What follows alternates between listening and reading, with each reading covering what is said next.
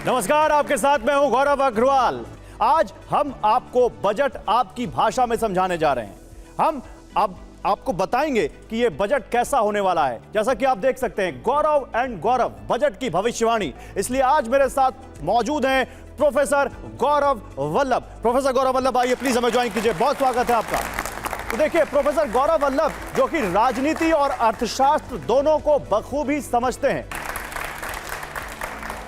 तो देखिए, सबसे पहला सवाल क्या है जो हम सबके मन में है। सबसे पहले तो यही बात करते हैं कि जिसकी हम बात करने वाले हैं। एक बार लाइए जरा बिग स्क्रीन पर, बजट क्या होता है, सबसे पहला सवाल, और इसका आम आदमी पर क्या असर पड़ता है। प्रोफेसर साहब, आपकी क्लास शुरू हो रही है, बताइए जरा हमारे दर्शकों को इस बोर्ड पे क्या होता है बजट, किस लिए बहुत जरूरी है ये बजट। देखिए, मैं ये कहता हूं कि आज मेरा प्लान चाय पीने का है शाम को, पर मैं ये कहता हूं कि आज मेरा प्लान 10 रुपए वाली चाय पीने का है, तो ये मेरे चाय का बजट हो गया।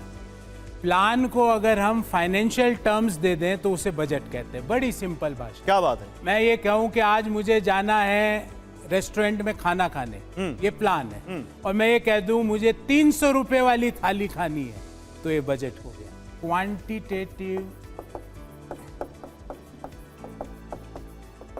Quantitative terms to financial plan, this is budget. मतलब जिस वित्तीय प्लान को वित्तीय योजना में नंबर डाल दिए। करेक्ट। मैं कहता हूं मुझे आज बहुत पढ़ाई करनी है, हाँ। ये हो गया प्लान। ठीक है। मैं कहता हूं 8 घंटे पढ़ाई करनी है, ये हो गया मेरा आज का पढ़ाई का बजट। अब भारत का एक सोचिए, एक साइड तो हो गई भारत के एक्सपेंडिचर, खर्चे, और एक साइड हो गई भारत देश के सरकार के लिए, केंद्र सरकार के लिए इनकम्स, कमाई। अब इनकम है, मोटा मोटी बच्चों, इनकम है 1/3 इनकम देश को मिलती है इनकम टैक्स से। अगर 100 रुपए देश में इनकम है तो 33 रुपए तो यहां से आ गए। और ये बहुत इंपॉर्टेंट है, अभी हम इस पर भी बात करेंगे। 1/3 इनकम जो मिलती है उसमें क्या सरकार थोड़ी जेब अपनी ढीली करेगी? इस बार बात करेंगे।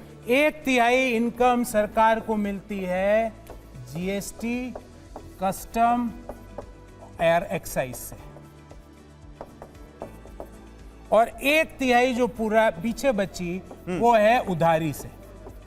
मतलब सरकार जितना खर्च करती है उतना इनकम में नहीं है, वो बोरोइंग्स लेती है। तो ये मोटा मोटी अगर मैं कहूं कि 100 रुपए भारत देश का, जैसे इस साल का बजट लगभग 50 लाख करोड़ का होने वाला, पहली बार 50 ट्रिलियन रुपए का बजट आ रहा है। बिल्कुल बिल्कुल। अच्छा, ट्रिलियन से याद आया, गौरव वल्लभ साहब का एक ट्रिलियन वाला आपने फुटेज देखा होगा, बहुत वायरल है।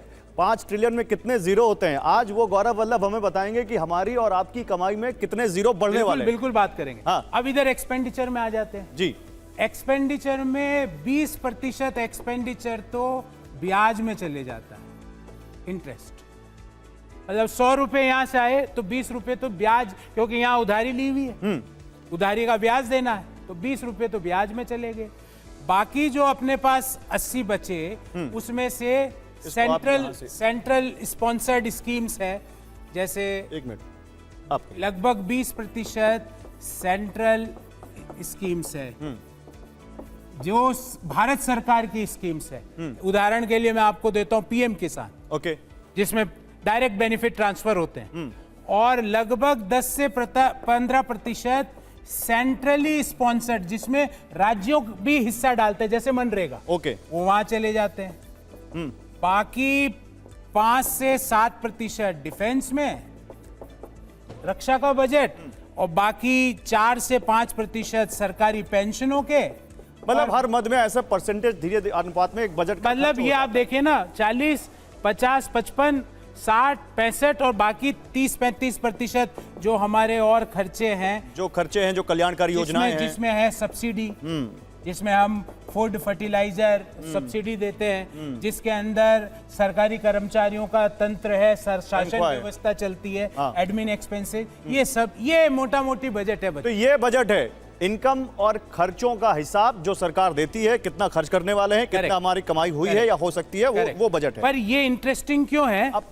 क्योंकि लेकिन प्रोफेसर गौरव वल्लभ, देखिए आपने तो समझा दिया बड़े अच्छे तरीके से, लेकिन लोग क्या कह रहे हैं सोशल मीडिया पर, मैं आपको कुछ दिखाना चाहता हूं, जरा दिखाइए पीसर। आप देखिए बजट एंट्री, इसमें क्या लिखा हुआ है? New budget with new scheme, मतलब नया बजट नई योजनाओं के साथ आएगा। वो ऊपर जो समझ लीजिए, ऊपर वित्त मंत्री अगर कह रहे तो नीचे जनता क्या कह रही है? लगान देने का टाइम आ गया। तो आ गया क्या लगान देने का टाइम? देखिए, कोई भी सरकार को शासन व्यवस्था अपने प्रोग्राम चलाने के लिए इनकम की जरूरत है, और इनकम कहाँ से आएगी? 2/3 इनकम तो करों से ही आएगी। तो टैक्स तो इंग्रेडिएंट है ही बजट का। आप डरा रहे हैं। मेरा अगला मैं डरा नहीं रहा हूं। मेरा अगला सवाल इसी से जुड़ा हुआ है। अगला डरा सवाल नहीं रहा दिखाइए। अगला सवाल क्या है? इनकम टैक्स की बात हो गई और इनकम टैक्स पर मिडिल क्लास का सबसे ज्यादा फोकस होता है। अगला सवाल है, बजट में इनकम टैक्स की दर बदल सकती है या नहीं? आंसर ये लिख रहा बहुत बड़ा हूं। चैलेंज है। मैं आंसर लिख रहा हूं। Yes, yes. आप कह रहे हैं बजट में इस बार इनकम टैक्स की दर बदलेगी, तो वायरल हो जाएगा। ये मैं आप कल जरूर दिखाना इसको। हाँ, ये अपना वीडियो कल सबसे ज्यादा चलने इसमें वाला लिख के दिखाइए, पूरा लिख के मैं दिखाइए। बताता हूं। ये इनकम टैक्स में रिलीफ कल मिलेगा, रिलीफ इन इनकम टैक्स। और मैं 2-3 बातें लिख रहा हूं। लिखिए, लिखिए। मैं लिख के जाऊंगा। ये वायरल हो जाएगा। मैं लिख के जाता हूं। पॉइंट नंबर 1, अभी तक देश में 2 तरह के टैक्स रिजाइम चल रहे हैं। हाँ। नए tax regime, old tax regime. नए टैक्स रिजाइम में 7 लाख तक नो टैक्स। यस, ये अभी चल रहा है। यस। मुझे लग रहा है ये अमाउंट 8 से 9 लाख के बीच जाएगा। यहां लिख दीजिए न्यू रिजीम। नहीं, कल। हाँ, न्यू रिजीम में नो टैक्स न्यू रिजीम। फिर अभी ओल्ड टैक्स रिजीम में 5 दरें हैं। हाँ, 0%, 5%, 10%, 15%, 20% और 30%। यस। यहाँ पे या यहाँ पे कोई नई टैक्स रेट आएगी जिससे रिलीफ मिलेगा। आप कह रहे हैं या तो 15 से 20 के बीच में, हाँ, लेकिन ज्यादा प्रोबेबिलिटी तो इधर है। हाँ, 20 से 30 के बीच में प्रोबेबिलिटी इधर है। 25%। हाँ, एक नई टैक्स रेट आएगी। क्या हो सकता है वो 25% की ज्यादा संभावना है। पर लिख नई दीजिए, हाँ, टैक्स लिख रेट दीजिए। 25% न्यू टैक्स, ये लीजिए। ओके, आप देख लीजिए। पहले मैं समझा देता हूं। ये प्रोफेसर गौरव वल्लभ ने कहा कि टैक्स दरों में बदलाव होगा, बड़ा सा यस लिखा। उन्होंने लिखा रिलीफ इन इनकम टैक्स, यानी जो बजट पेश होने वाला है कल, उसमें इनकम टैक्स की दरों में राहत मिलेगी। लेकिन फिर क्या कहा उन्होंने कहा कि जो नई टैक्स रिजीम है, जिसमें 7 लाख तक कोई टैक्स नहीं लगता, उसको बढ़ा के 8 से 9 लाख किया जा सकता है। और जो पुरानी रिजीम है, उसमें 20 से 30% के नीचे एक नई टैक्स जैसे दर मैं आ सकती है, अभी वाला 25% हो सकती स्ट्रक्चर है। भी लिख दूं गौरव हाँ। जी। ये 0 to 3 लाख है। नहीं, ये भी न्यू रिजीम में लिख रहे हैं आप, ओल्ड रिजीम में नहीं। हाँ, ये 25%। जो अभी वाला स्ट्रक्चर है मैं वो लिख रहा हूँ। हाँ। 3 to 7 लाख है, 7 to 10 लाख है, 10 to 12 लाख है, 12 to 15 लाख है, और 15 लाख एंड अबव है जी। ये अभी वाला 30% का 15 लाख एंड अबव। ओके, तो अभी 30% आदमी को टैक्स देना है 15 लाख के ऊपर की इस अर्निंग्स ठीक है। पे। उसमें एक नई स्लैब बनेगी जिससे नहीं, ये न्यू रिजीम की बात कर रहे हैं आप? न्यू रिजीम की बात। और गौरव जी, एक जस्ट अपने बच्चे भी बैठे हैं और आपके दर्शक बड़े रोचकता से ये देख रहे होंगे। अभी 2 टैक्स रिजीम चल रही है। जी। मुझे ऐसा लगता है कि सरकार अब ओल्ड टैक्स रिजीम को या तो इस बजट में वापस ले सकती है, या उसका एक फॉर्मेट दे सकती है कि आने वाले कितने समय में वो ओल्ड टैक्स रिजीम वापस लेगी। आने वाला फ्यूचर ये न्यू टैक्स ये आप बड़ी बात कह रहे हैं। देखिए, प्रोफेसर गौरव वल्लभ कह रहे हैं कि सरकार या तो इस बजट में पुरानी टैक्स व्यवस्था को खत्म करने का ऐलान कर सकती है, या एक टाइमलाइन दे सकती है कि कब तक इसको खत्म कर देंगे। क्योंकि अभी भी जितने इनकम टैक्स पेयर्स हैं, हाँ, उसकी में से मात्र 28% ने ओल्ड टैक्स रिजीम में पैसा दिया है, हाँ, टैक्स दिया है। हाँ। लगभग 72% जो पीछे बचे, उन्होंने न्यू टैक्स रिजीम में ही पैसा दिया है। नहीं तो फिर जो लोग जो टैक्स के बहाने सेविंग्स करते हैं, वो सब अब करना छोड़ दें कि आप न्यू में ही जाना है? उसके ऊपर अगले सवाल में बात करेंगे अपन।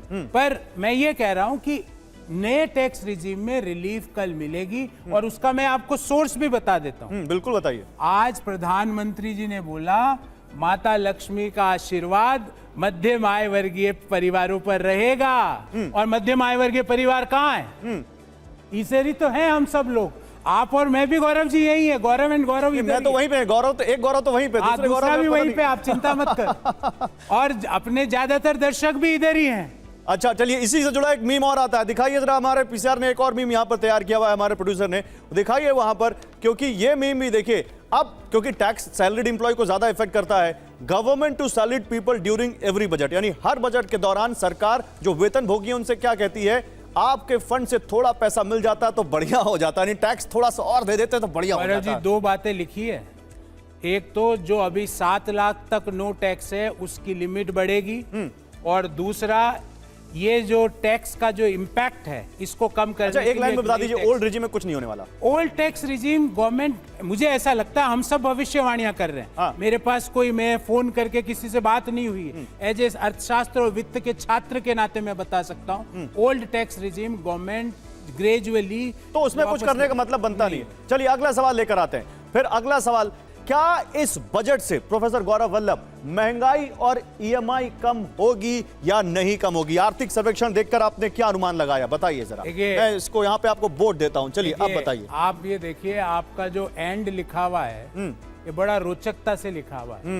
ऊपर भी जा रहा है, नीचे भी जा रहा है। हाँ, एक ऊपर जा रहा है, एक नीचे जा रहा है। हाँ, ऊपर जाने वाली है जीडीपी विकास दर और नीचे जाने वाला है इन्फ्लेशन। ये उसमें मुझे इस इंटरप्रिटेशन में मुझे इकोनॉमिस्ट कम लग रहा है और पॉलिटिशियन ज्यादा लग रहा है। मैं उसका कारण दे रहा हूं। दुनिया में बच्चों, दुनिया में अमेरिका, चीन, Canada, Germany, Spain, Italy, Australia और इंडोनेशिया, मलेशिया, ये सारे देशों मान लें तो दुनिया में एक भारत है आईएमएफ के अनुसार जो 6.5% जीडीपी ग्रोथ है। बाकी किसी देश की 5% से भी ज्यादा नहीं है ग्रोथ रेट।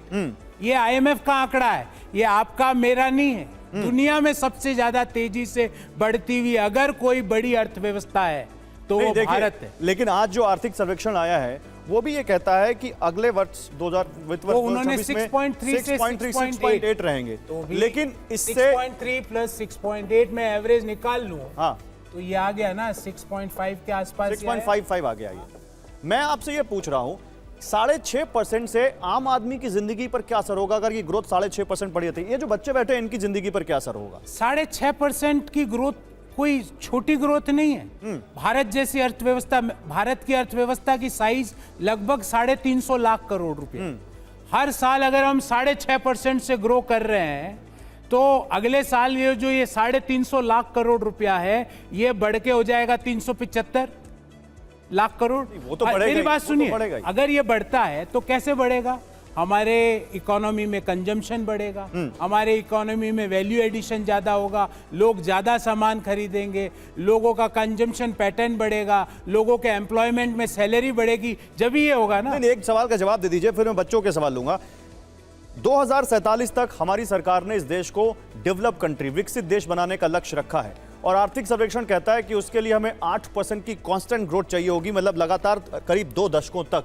अब 6.5% पर अगर हम लटके रहेंगे तो कैसे हासिल होगा? है ये जो FY24 है और FY25 है, ये सीवियर जियोपॉलिटिकल टेंशंस में चल रहा है।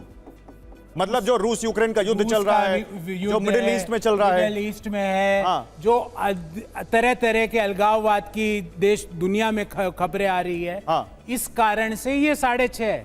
अगर हमारा ये इस जियोपॉलिटिकल टेंशन में 6.5, अगर ये जियोपॉलिटिकल टेंशन अगर 0 हो जाए तो हमारी जीडीपी विकास दर इमीडिएटली 8% पे आ जाएगी। नहीं, लेकिन महंगाई थोड़ा और बताइए। महंगाई तो देखिए खाने पीने अब की इन्फ्लेशन पे आते हैं, सब्जी वगैरह, दूसरी चीजें लगा, पेट्रोल डीजल के दाम कम ही नहीं हो रहे, लगातार महंगाई बनी हुई है। बिल्कुल आप सही कह रहे हैं। हाँ, इन्फ्लेशन पे पहले तो एक आंकड़ा मैं आपको दे दूं कि जो सीपीआई है, हाँ, कंज्यूमर प्राइस इंडेक्स, खुदरा महंगाई जी, वो पिछले 11 साल का मैं एवरेज कर रहा हूं, वो लगभग 5% पर। ठीक है।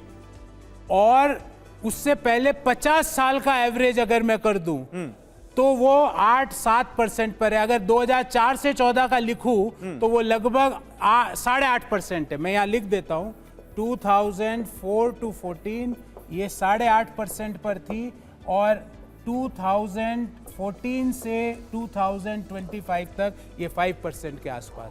तो इसका मतलब एकमात्र देश है जो हाई जीडीपी और लो इन्फ्लेशन पर खड़ा है। इससे क्या फायदा होगा? इससे फायदा ये है कि हमारे जो विकास दर है उसका इम्पैक्ट लोगों को ज्यादा मिलेगा। अगर मान लो हम नहीं, इससे क्या नौकरियां पैदा होंगी? एक बताता हूँ, अगर हम 6.5% से ग्रो कर रहे हैं और महंगाई भी 6.5% से ग्रो कर रही है तो उसका इम्पैक्ट जीडीपी पर बहुत कम होगा। अभी महंगाई की दर जीडीपी के विकास दर से कम है। देखिए मैं आपको और दिखाता हूं। देखिए एक चीज यहां पर है, हालांकि जीएसटी का बजट से कोई लेना देना नहीं है, जीएसटी का लेना देना अलग है, लेकिन सोशल मीडिया पर लोग महंगाई तो उससे बढ़ती है तो क्या कहते हैं 5% जीएसटी देने के बाद दूध अगर फट जाए तो जीएसटी के पैसे रिफंड होंगे। तो उसमें सीए जवाब देता है रिफंड का तो पता नहीं, लेकिन अगर उस फटे हुए दूध से आपने पनीर बना लिया तो जीएसटी देना पड़ेगा, यानी महंगाई बढ़ जाएगी आपकी। ठीक है, जैसा आपने बताया जीएसटी का निर्णय पूरा जीएसटी काउंसिल के हाथ में। जीएसटी काउंसिल में लेकिन महंगाई को तो इफेक्ट करता है। तमाम राज्यों के वित्त मंत्री और देश की वित्त मंत्री सब मेंबर होते हैं, वो मिलकर निर्णय लेते हैं। मैं एज ए अर्थशास्त्री ये मानता हूं कि जीएसटी में रेट रैशनलाइजेशन की जरूरत है। मैं एज ए अर्थशास्त्री ये मानता हूं कि अभी 5 जीएसटी की दरें हैं, उन 5 को कम करके 3 दरों पे जीएसटी को लाने की बड़ी बात कह रहे हैं प्रोफेसर गौरव वल्लभ कि जीएसटी को भी रैशनलाइज करना चाहिए। जीएसटी से जुड़ा अगला सवाल भी, लेकिन आप लोगों के मन में कोई सवाल है? हाथ उठाइए। क्या पूछना चाहते हैं आज हमारे जो गेस्ट हैं प्रोफेसर गौरव वल्लभ से, बजट से जुड़ा क्या सवाल, जल्दी पूछिए। सर मेरा क्वेश्चन सर से, जैसे हम युवा और विद्यार्थी बैठे हैं तो हम बजट में युवा और विद्यार्थी के लिए क्या है जिससे हम ये समझ सके कि बजट हमारे लिए भी है? नहीं, वो तो कल आएगा बजट तो बताएंगे, लेकिन बजट में क्या हो सकता है प्रोफेसर गौरव वल्लभ, बताइए। हमारा अगला सवाल भी इन्हीं के सवाल से जुड़ा हुआ है, जो हमारे यहाँ पर स्टूडियो में जो एक यहाँ पर बैठे हुए हैं शख्स, बजट से नौकरियां बढ़ेंगी या नहीं। देखिए अब ये सब पढ़ रहे हैं, एमबीए कर रहे हैं, ग्रेजुएशन कर रहे हैं, तो इनका अगला लक्ष्य यही होगा तो इनकी अच्छी नौकरी मिले। जा रहा हूँ और उसका कारण दूंगा। यस, ताली बजा दो भाई एक बार। यस, इन्होंने इनकम टैक्स में भी जवाब दिया, दरें घटेंगी और नौकरियां बढ़ेंगी। कैसे बढ़ेगी वो भी बता रहा हूँ। अप्रेंटिस स्कीम चालू हुई। अप्रेंटिस में देश की प्रमुख 500 बड़ी कंपनियों में एक छात्र को ट्रेनिंग करने के लिए सरकार ने सुविधा उपलब्ध कराई है। उससे क्या होगा, ये जो trend and skilled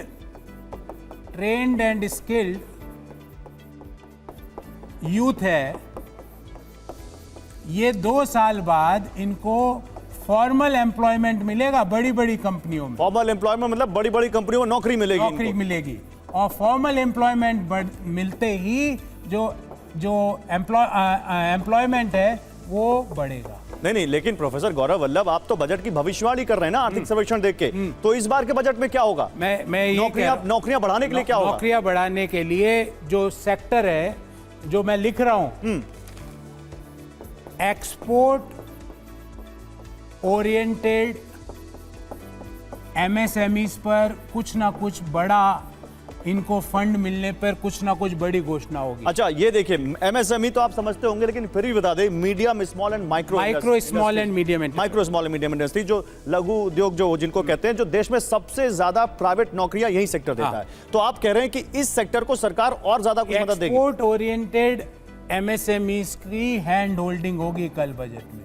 hand holding हो सकती है, ज्यादा कैपिटल उपलब्ध करा के, थोड़ा और सरल भाषा में समझाइए। इनको कैपिटल मुहैया करा के इनके ऊपर फोकस्ड अप्रोच होगी। और ये सेक्टर फॉर्मल भी और इनफॉर्मल भी एम्प्लॉयमेंट देगा। मतलब आप ये कह रहे हैं कि अगर यहाँ पर गाजियाबाद में एक कोई फैक्ट्री है जिसका टर्नओवर 100 करोड़ के आसपास, उदाहरण देता हूं, वो एमएसएमई है। गाजियाबाद में एक फैक्ट्री है जो कालीन बना रही है, ठीक है, एक्सपोर्ट हो रहा है। हाँ। या वो लकड़ी का फर्नीचर बना रही है, एक्सपोर्ट हो रहा है। या वो गारमेंट फैक्ट्री है, गारमेंट बना रही है, हाँ। एक्सपोर्ट हो रहा है। हाँ। उनकी मेन इश्यू क्या है? उनके 3 इश्यूज है, हाँ। कैपिटल, टेक्नोलॉजी और मार्केट। उनको कैपिटल चाहिए, सस्ती दरों, पैसा चाहिए, पूंजी चाहिए, हाँ। सस्ती दरों पर सुगमता के साथ। हाँ। दूसरा टेक्नोलॉजी चाहिए कि उनको जो लेटेस्ट है उस इंडस्ट्री में वो उसको मुहैया कराए। और तीसरा उनको मार्केट चाहिए कि भाई मैं ये अपना सामान कहाँ बेचूं। तो इस सेक्टर के लिए कैपिटल के ऊपर बड़ी कल योजना आने की संभावना, और इससे नौकरियां बढ़ेगी, इससे इन लोगों को नौकरियां मिलेंगी। अरे खुश हो जाओ भैया, ताली बजा दो, खुशखबरी दे रहे हैं। चलिए एक इसी से जुड़ा मीम भी दिखाइए जरा। अगला मीम क्या आता है? ये मीम बड़ा इंटरेस्टिंग है प्रोफेसर गौरव वल्लभ। तो पूछ रहे हैं कि क्या आपके पॉपकॉर्न में नमक है, यानी नमक होगा तो जीएसटी ज्यादा देना पड़ेगा। नमक पे जीएसटी है ही नहीं। जीएसटी पॉपकॉर्न में नमक भी डाल दो, मसाला भी डाल दो, नींबू भी डाल दो, गरम मसाला भी डाल दो। अच्छा, चीनी डाल दें तो? चीनी डाल दें तो? चीनी सेहत के लिए हानिकारक है। चीनी डाल दी तो 18%। किसी भी चीज पर, पॉपकॉर्न नहीं, किसी भी चीज पर अगर ऊपर से शक्कर मिला रहे हैं तो उस पर 18%। क्यों? क्योंकि वित्त मंत्री जी नहीं चाहती कि सबकी सेहत गौरव अच्छा, वल्लभ की बड़ी तरह। सेहतमंद सेहत की, अरे आपकी सेहत का ख्याल रख रही है वित्त मंत्री जी। आखिरी सवाल, और वो बहुत मौजूद है, देश भर में बहुत सारे ऐसे लोग हैं जिन पे अब वो बहुत इंपैक्ट कर रहा है। शेयर बाजार जो पिछले कई समय से लगातार डुबकी लगा रहा था, वो पिछले 2-3 दिन में सुधरा है। क्या बजट से इसमें और बढ़त आएगी, बढ़त बनेगी, या बजट के बाद फिर से ये डुबकी लगाएगा? देखिए, मैंने इसका उत्तर मैं दे चुका हूं, पर आपको लिंक करा रहा हूं। दुनिया में सबसे तेजी से बढ़ती हुई अर्थव्यवस्था कौन सी? भारत। अब मान लो मेरे पास अमेरिका में थोड़ा पैसा जोर से है। बोलो, आप में जोश नहीं दिख रहा है। कौन सी अर्थव्यवस्था? भारत। भारत। और अगर मैं अमेरिका रहता हूं और मेरे पास $1 बिलियन है, तो मैं कहां लगाऊंगा? जहां रिटर्न सबसे ज्यादा है। कौन सी अर्थव्यवस्था दे रही है मुझे? तो शेयर बाजार में जो अभी पिछले सप्ताह 2 सप्ताह में गिरावट आई, वो जो ट्रम्प अंकल है, उन्होंने जो टैरिफ जो बातें करी, उससे दुनिया में एक तरह से पूरा बिजनेस रीसेट हो रहा है। का है जो भविष्यवाणियां आपने की हैं, पहली बात लिख दीजिए, इनकम टैक्स की दरें कम होने वाली हैं। क्या बदलने वाली हैं? रिलीफ हिंदी में। हाँ। आयकर दाताओं के लिए, राहत। दाताओं के लिए राहत। दूसरा, नौकरियां बढ़ेंगी। दूसरी भविष्यवाणी, गौरव एंड गौरव बजट की भविष्यवाणी। दूसरी मैं लिख रहा हूं। हाँ। एमएसएमईज को पूंजी मिलेगी। देकर नौकरी बढ़ाना। तीसरी भविष्यवाणी क्या की आपने?